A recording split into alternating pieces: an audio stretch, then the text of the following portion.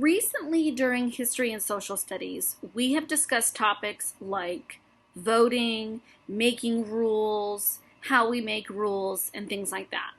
So, people who follow rules can be called good citizens. Good citizens care about their country, they care about their neighborhoods, they care about their schools, they care about their families, their friends. Today we're going to talk about being a good citizen and what it takes to be a good citizen, and we're going to talk about good choices that citizens can make. So you, for instance, you are a citizen of a school. You are a citizen of St. Dominic's School. Well, I have a book that I'm going to read to you now about another citizen of a school, except he's not so good. His name is David, and this story is David Goes to School. David's teacher always said, "No, David, no yelling, no pushing, no running in the halls." "David, you're tardy." "Sit down, David." "Don't chew gum in class." "David, raise your hand." "Keep your hands to yourself." "Pay attention." "Wait your turn, David." "I don't care who started it." "David, recess is over." "Shh."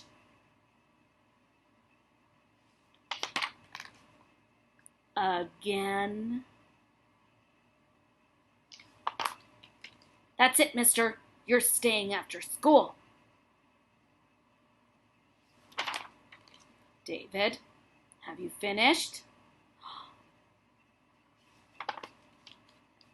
"Good job, David." "Yes, David, you can go home now." So, being a good citizen at school is important. You can make good and bad choices. You could make a choice to get ready when your mom and dad or grandma, brother, sister tell you to get ready, or you can be late. You can choose to sit when you're supposed to or run around the classroom like crazy. You could choose to chew gum and make a mess everywhere, or just wait till you get home. You can choose to shout out or raise your hand and let other people have a chance too. You can choose to put your hands on other people, or you can choose to keep your hands to yourself.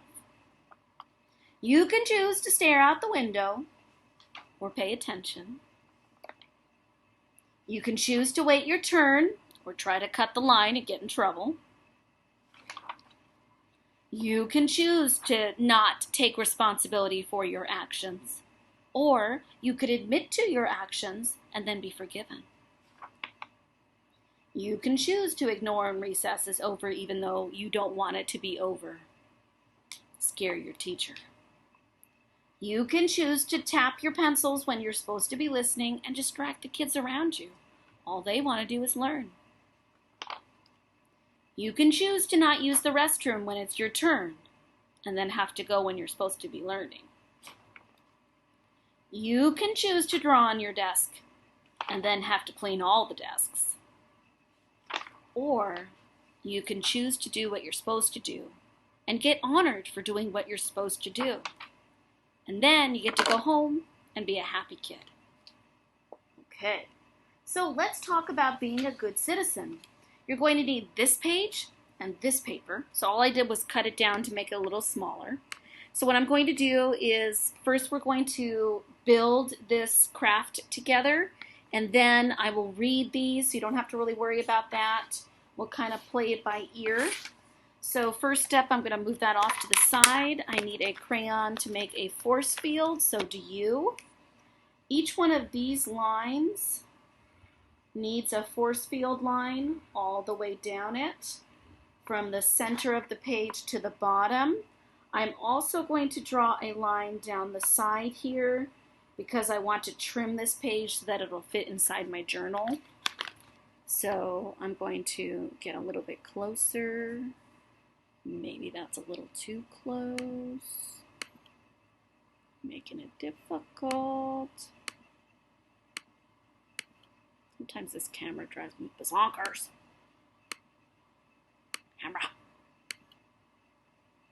Camera's not a good citizen.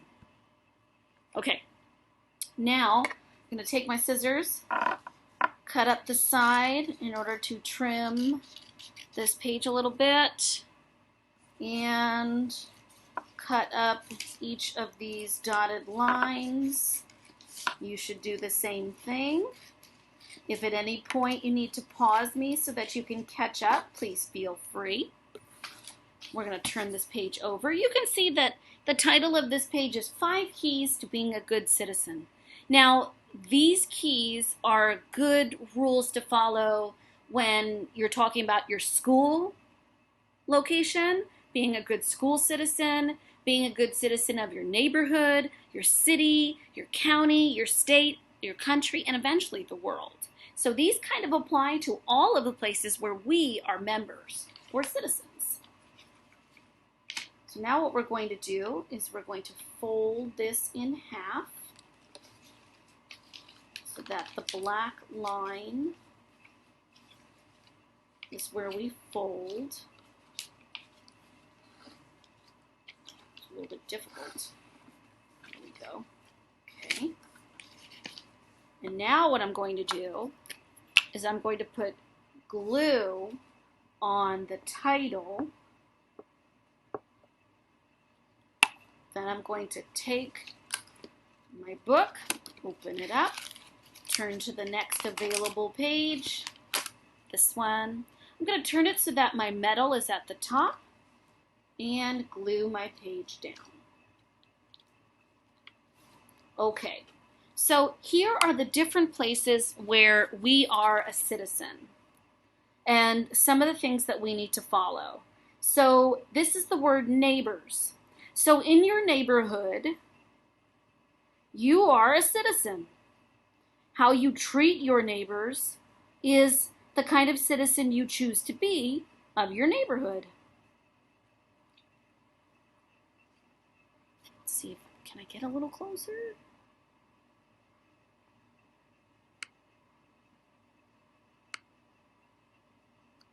Let's see. Sorry guys, hold on one second.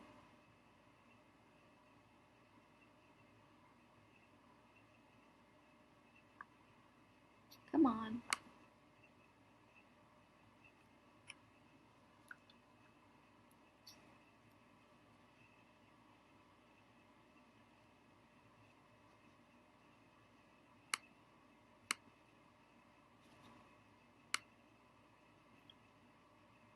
Okay, here we go. Just wanted a little bit. So the next one are laws. We follow laws. We have 10 of the great ones given to us by Jesus. And of course, the golden rule, a very important law. We're to treat others the way we want to be treated. So one of those laws that we follow is not to steal.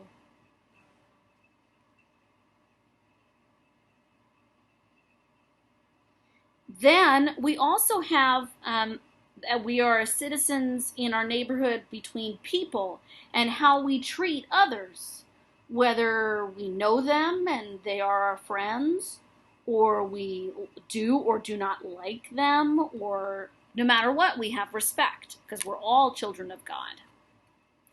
Then we also have things that happen in our neighborhood, in our cities, in any place where we are a citizen, and we have to view those things, those problems, and how we tackle those problems. Most of the time, they are accidents. And then lastly, it's our job as a community. So one of the things that we can do as a community, let's think about our school community, is if we want to play ball, we have to share. How about making sure to recycle when possible. Those are great ways to be a good citizen of your community. Okay, so now what we're going to do is we have these five cards.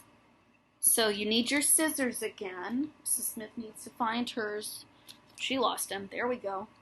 We need to cut apart each of these cards.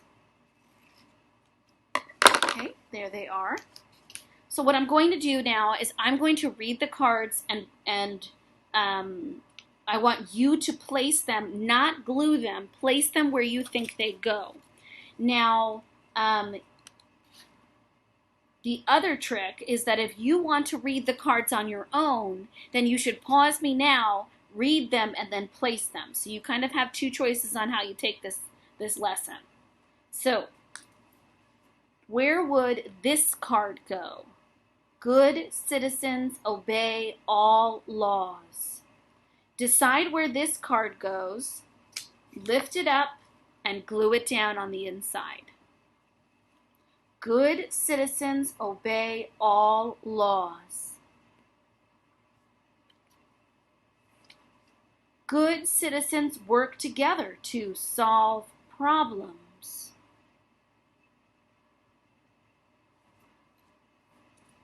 Good citizens are also neighbors to everyone. Think about what a good neighbor does, how a good neighbor helps and is kind. Good citizens help keep their community clean and safe.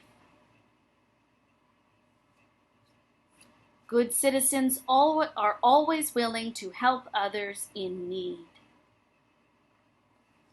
So, let's see. Did you get yours the same way I did?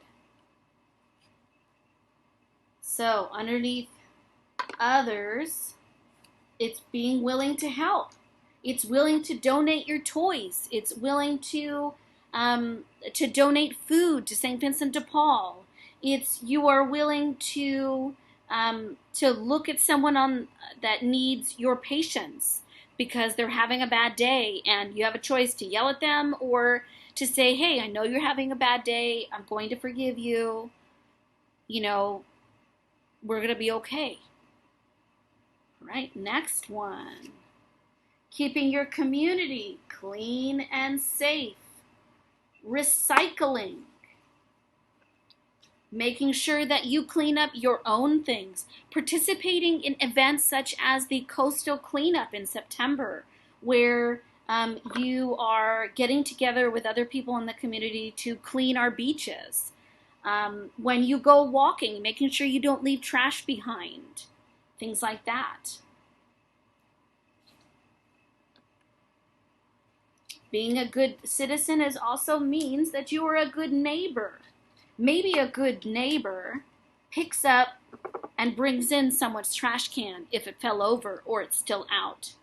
Maybe someone who is a good neighbor picks up someone's newspaper and throws it closer to their door so that they don't have to go out to the driveway. Maybe a good neighbor makes sure that they are quiet when they are outside in the front yard, or at least respectful. Good citizens also work together to solve their problems. A good citizen makes sure that they are listening to advice from others on how to solve problems. Seek out help in order to make the right choices. And good citizens obey all laws, whether those are school laws, like not running on the play structure, or laws for our community, like wearing a mask in the grocery store, even though we may not want to, or not getting to use the playgrounds. We do now, but not getting to use the playgrounds because it wasn't safe for everyone to do that. We obey those laws because it provides a safe community for all citizens to live in. It is our gift, our blessing to the people we live with and we live around. Okay. So for this next part, you kind of have two options. you have two sets of papers which discuss making good and bad choices. This is what I would do. I would open up my book so that I had two blank pages. On the left-hand side, I would talk about bad choices.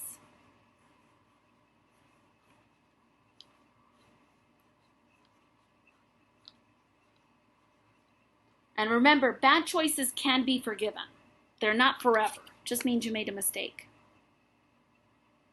Okay? And on the right side, good choices. These are choices that we practice making whenever possible so that we can be a good citizen and a good member of our community. Okay, hold on a second. That will go away and then you'll be able to read it. There it is. Now what you're going to do is you're going to cut out each one of these rectangles. I would suggest that you trim the sides so that they get a little smaller, just like this. See how I kind of trim the sides?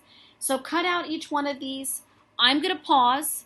You should pause, and we'll meet back here in a moment. See you soon. Okay, so we got all our cards all cut out. So the trick what we're going to do now is, again, you have kind of an option. If you wish to read the cards yourself and try to place the bad choices separated from the good choices, you can pause me now and do that. Then you can maybe check your answers with mine at the end. If you would like to wait and have me read them to you and then you place them where you think they belong, don't glue them until you're sure, and then just place them in the correct section. So now you know what to do. So if you're still here with me, that means that you want me to read them to you. So get ready. We have asking to borrow things. Bad choice, good choice.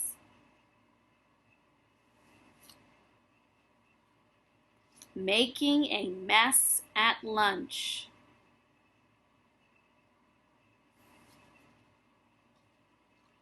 Taking a library book from someone's desk.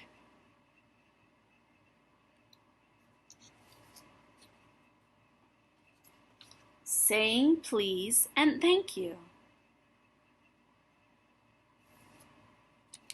Not sharing math materials. Telling the truth even if you are scared. Playing with a new friend.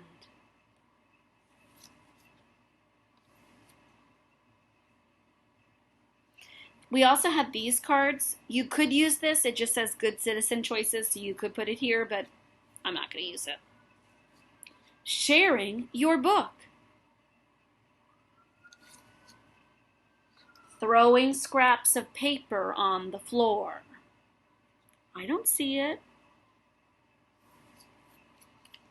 Helping to clean up.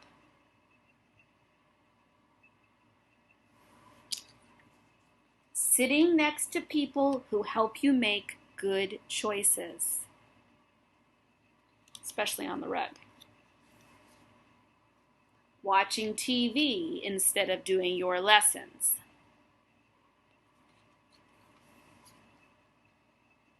Taking a friend's spot or seat. Playing during quiet reading time. So instead of reading, you're playing. Helping a friend who fell. Taking crayons without asking. Not telling the truth. Following directions. Pushing friends in line. Okay, so now what you should do is you should pause me now, finish placing them where they go. I'm going to pause for a moment, and then when I come back, it'll be all the answers, and you can check and see if yours matched mine. Okay, Here you are. You could check your answers with mine. Here are some things to think about that I would have posed in class as well. Which choices are easier to make? Bad choices or good choices? It's kind of a trick question because the answer is both. It's easy to make good choices and it's easy to make bad choices. It depends on how much thought we're putting into those choices. I firmly believe that no matter how old you are, if you have the ability to make choices, so like Mackenzie, first of all, she can't make any choices. All she knows is she's hungry, she's tired, or she has a dirty nappy. She doesn't really know much else. She knows love, okay? But as we get older, we get to the point where we do know and we can think before we make choices. I believe that if we all firmly thought before we made choices, we would always make good choices because we would be thinking about other people and their reactions. We'd be thinking about ourselves and what's good for us. We'd be thinking about God. We'd be thinking about our parents. We'd be thinking about our friends, and that would help us make those better choices. The next question for you is, if you make bad choices, can you be forgiven? Jesus teaches us that we must forgive. In fact, there is something that he says in the Bible where the disciples ask him if they need to forgive 7 times. And he says you need to forgive seven times 7 times. So he wants you to forgive as many times as you need to so that we can all live in harmony. And even if we make these choices, we can be forgiven, both by God and by the teacher, your parents, your principal, your friends. The other way to look at it is that if these choices are committed against us, it's our job to forgive and to encourage people to go back to making good choices, to encourage them to understand that what they did hurt your feelings or was the wrong choice and what they could have done instead. And then we say those magic words, "You are forgiven." Hope you've enjoyed.